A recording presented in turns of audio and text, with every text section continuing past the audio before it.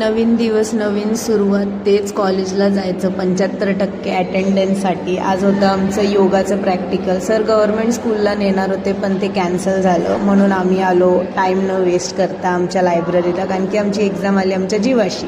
लायब्ररीला बरेच दिवसांनी आल्यावर असंच होतं, कोणती पुस्तकं कुठे ठेवली आहेत ते माहिती नसतं. मग थोडी कपाटावर लिहिलेली नावं शोधत फायनली पुस्तक तर सापडलं. मग एक्झाम्स आल्यावर नोट्स बनवणं तर गरजेचं आहे. मग आम्हाला पुस्तक भेटल्यावर ठरवेपर्यंत आम्हाला लागली थोडीशी भूक. मग आम्ही गेलेलो कॅन्टीनमध्ये, समोसा आणि चहा पिऊन आल्यावर एकदम दिमागची बत्ती तेज पळायला लागली. मग थोडासा अभ्यास केला.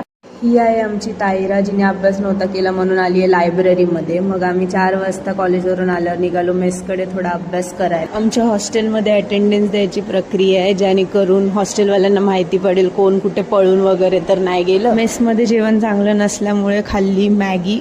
आजच्यासाठी एवढंच. Good night.